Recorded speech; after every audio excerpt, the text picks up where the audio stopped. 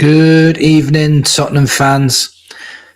I think most of us can agree that when looking at Rodrigo Bentancur, he's not the same player he was. In fact, I checked his stats to see if the eye test was the same as the stats. And when I look at it, he is seriously regressed.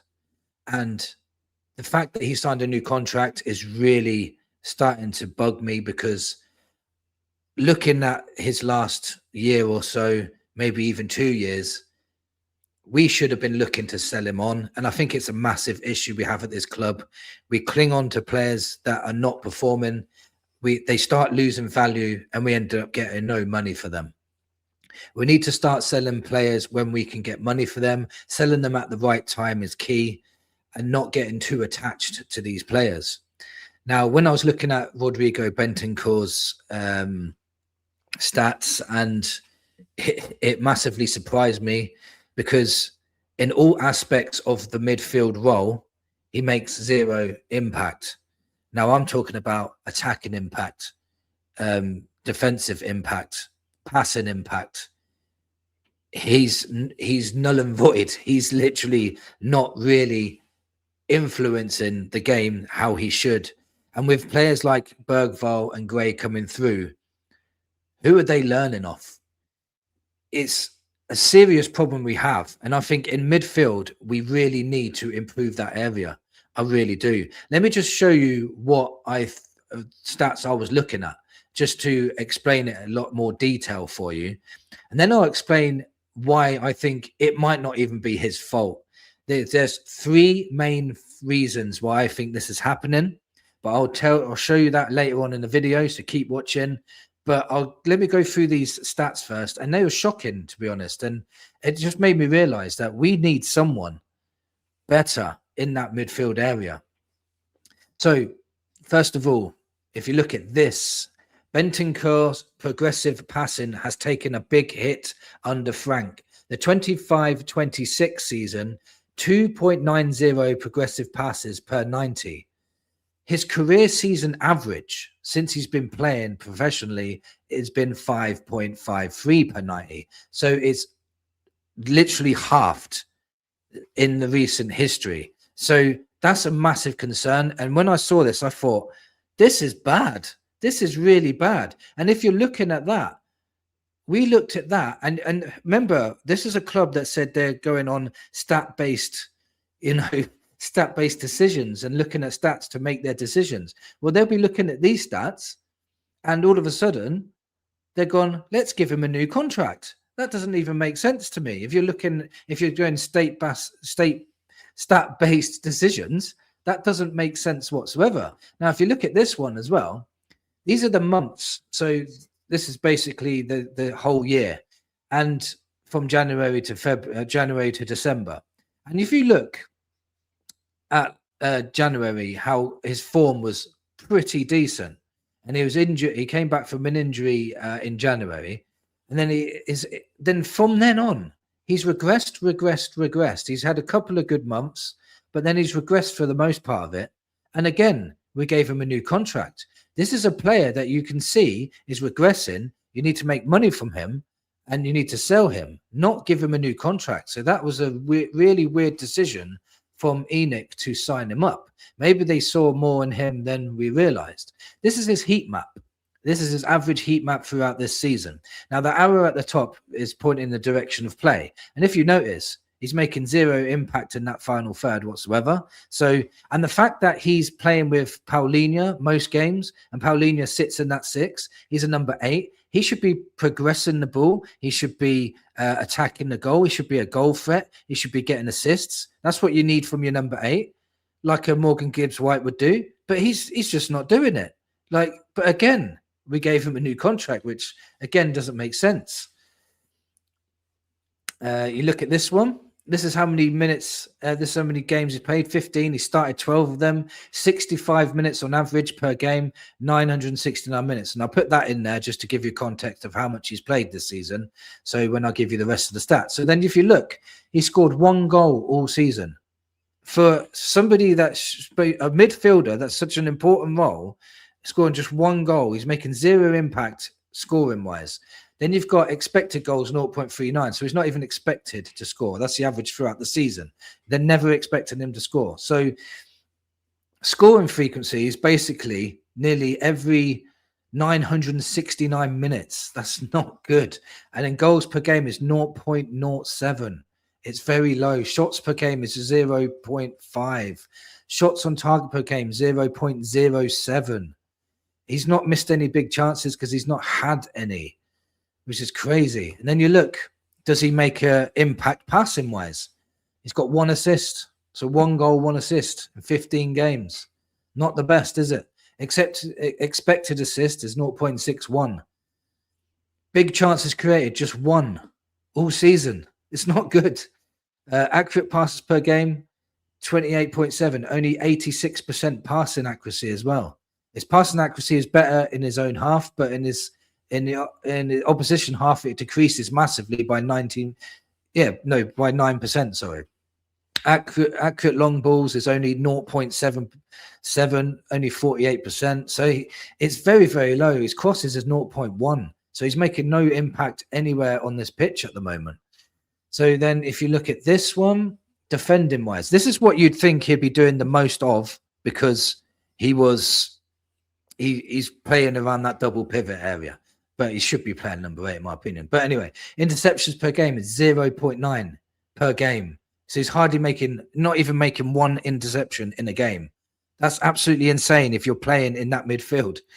Tackles per game is only 1.7. He's hardly making any tackles. He's not even making 2 tackles per game on average. That's very, very low. Possession 1, final third, 0.1. Like I said, he's making no impact in that final third as well. Balls recovered per game, 4.4 is not bad. 4.4 recoveries is not bad. Dribbled passes 0.3, so he's pretty solid when people are dribbling at him, which is a good thing. Clearances per game is only 1.9, so he's not defensively impacting the game either. Block shots is only 0.3. Errors leading to shots is 1, which is not a good thing. Errors leading to a goal is 0, which is a good thing. And penalties committed, just the 1. So he's not really making a massive impact either in a defensive role. So it's very worrying that he's our first choice midfielder at the moment. He's the first name on the team sheet when it comes to midfielders, and he's looking so bad.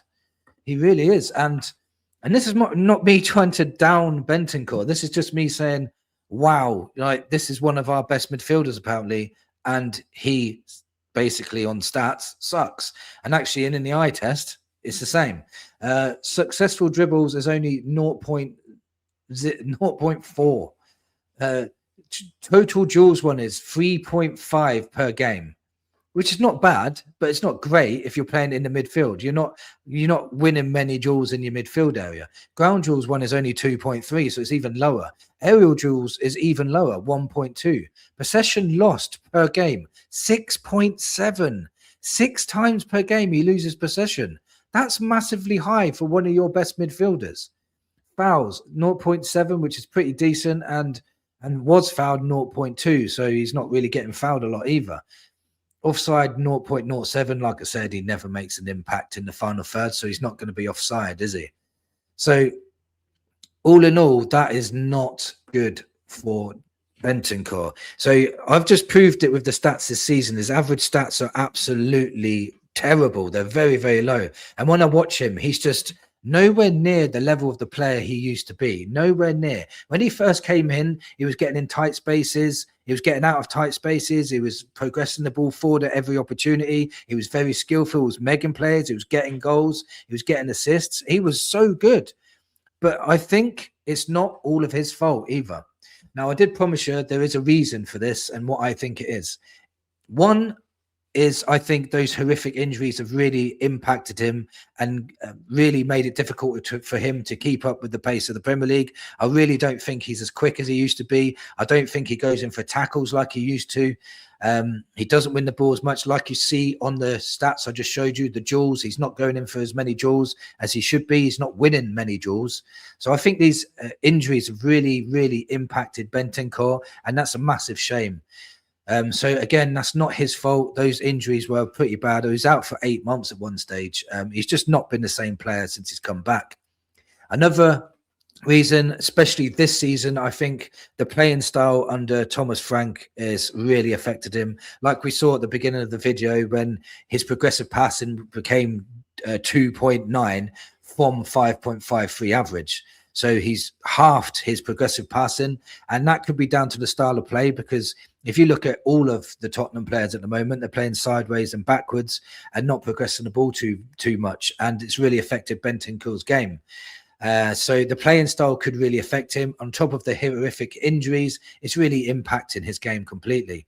Now, the third reason, I think, is because I think he's being played out of position. I do think he would thrive in a number 8 role, but a number 8 role that's not restricted too much in defending. I think he used to be so good at progressing that ball and so skillful on the ball as well, and winning the ball higher up the pitch. He used to do that a lot. He's stopped doing that now, and I think him playing in that double pivot with Paulinho is really restricting him. So there is 3 reasons why it might not be his fault.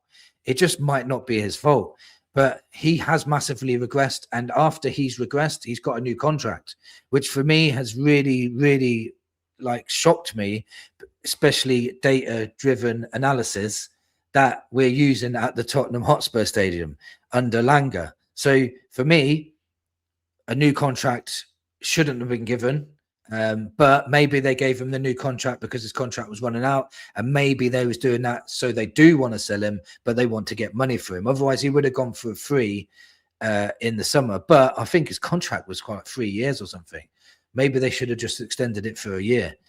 But all in all, I think Bentancur's massively regressed. I don't think all of it is his fault. I do think those 3 reasons are the main reasons why.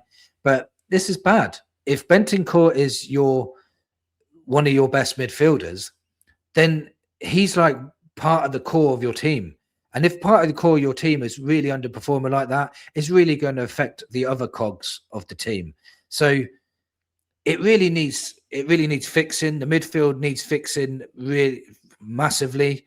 I'm a big fan of Bergvall and Gray, but I don't think they're at that level yet to be the guys to drive us forward. I think they will be in the next couple of years, but they need people to learn off.